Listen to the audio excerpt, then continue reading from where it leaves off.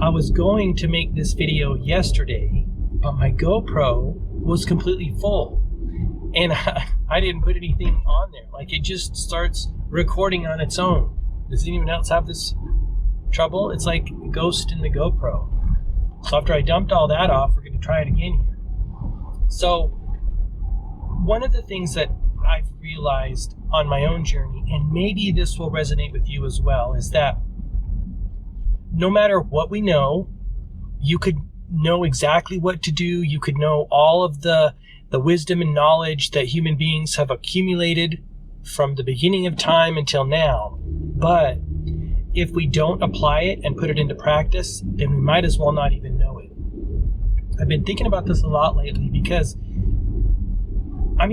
I've read a lot of awesome books. I've listened to a lot of awesome people share their wisdom, right?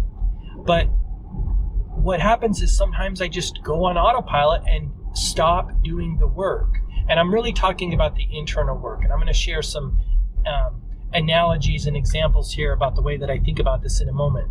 But even though I know what to do, and that is to maintain my focus on things that are working out, think about things that I love and appreciate in my life, think about things that make me feel good, right? Things that I've either created or experiences that have happened to me or family and friends in my life that I love and appreciate and really enjoy hanging out with. It's essentially a game of focus, right?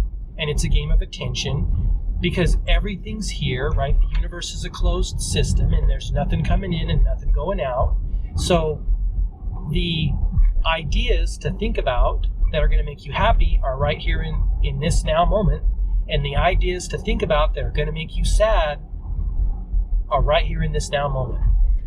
And so that's the work that I'm talking about, right? Again, the internal work. There's definitely external work. There's definitely action that needs to be taken, but it begins from within. And that's why, one of the, mottos of my channel and my business online is better experiences begin within, because it begins at a level of focus and attention.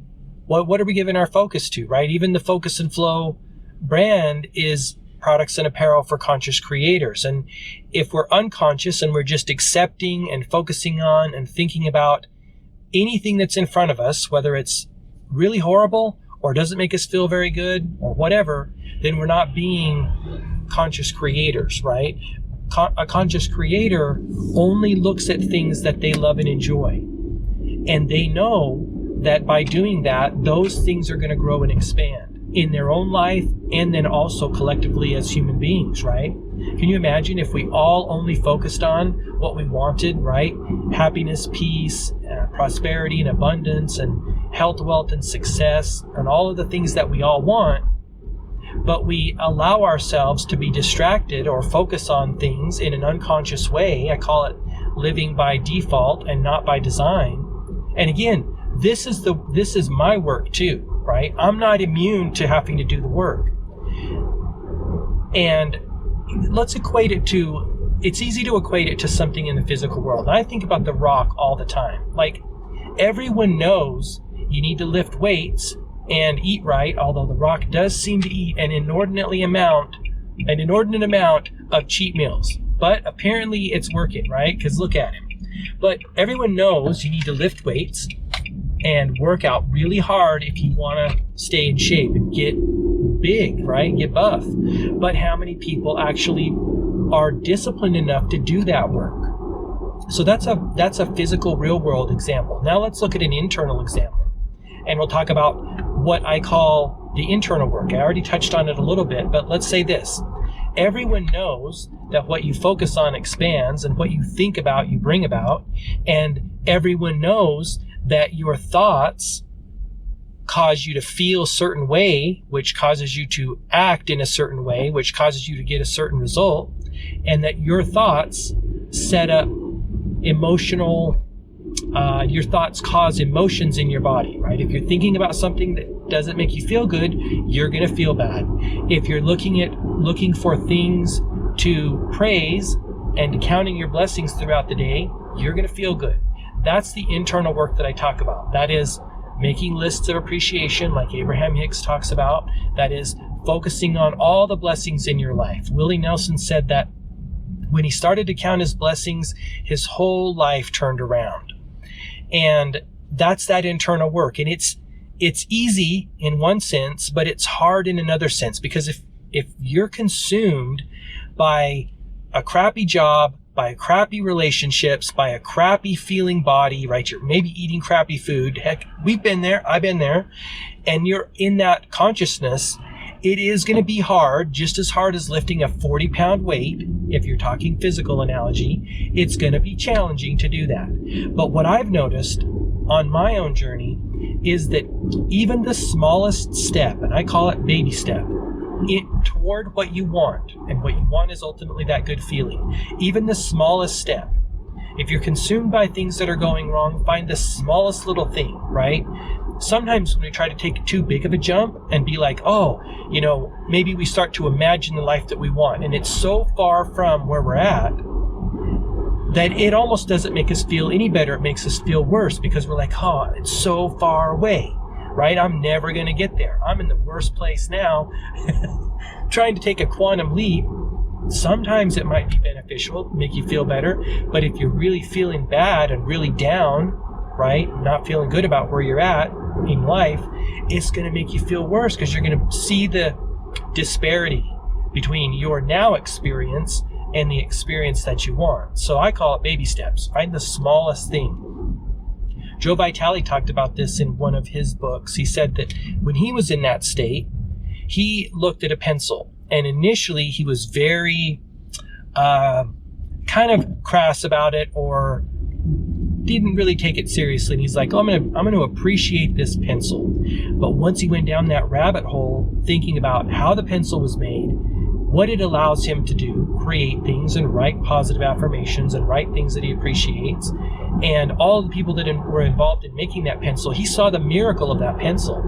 And then it turned his whole life around. He started there. And that's what happens, is it builds, right? That's why I say there's nothing too small to appreciate, because it's going to add a grain of rice into this little container of good feelings, and eventually that's going to build and build and build, and eventually it's going to be your predominant consciousness, right? You're always going to be looking things to appreciate. That's what I want to share with you.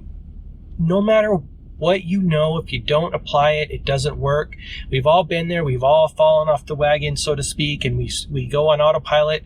The thing that I've been doing lately is going back to journaling every morning, making lists of appreciation. I'm actually putting them into a course that I call the Focus and Flow Journaling Practice, that is about helping you stay feeling really, really well by noticing things in your experience that are going right, that you're satisfied with, right? And then also there's a scripting component built on too. So it's kind of a 2-in-1 thing. It's based largely on the teachings of Abraham Hicks.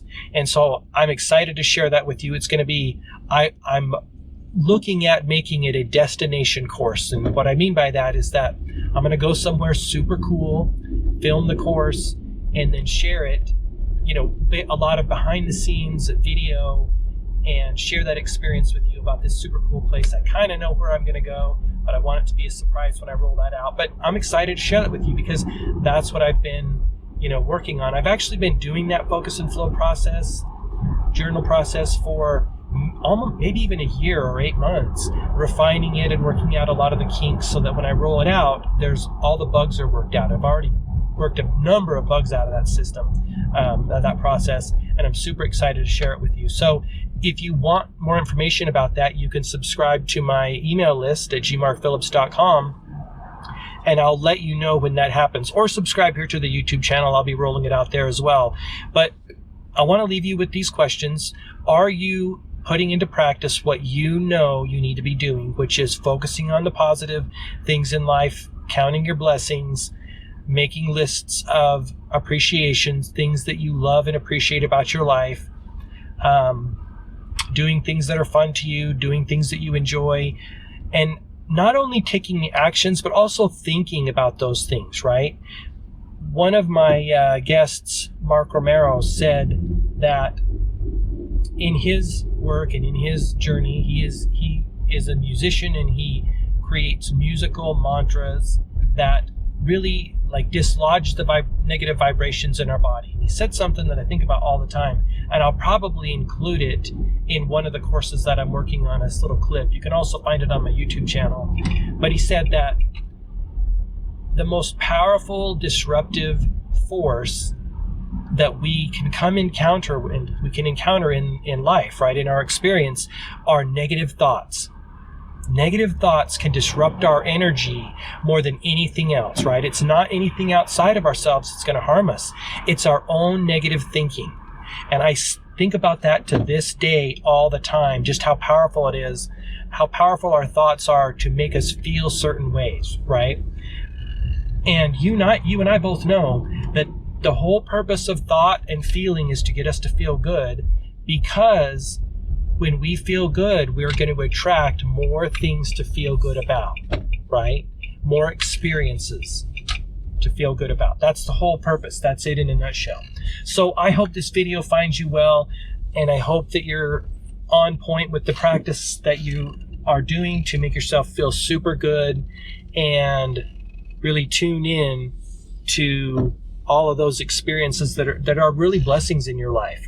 So thank you so much for watching. I really appreciate it. And until next time, all the best, health, wealth, and success. Bye-bye.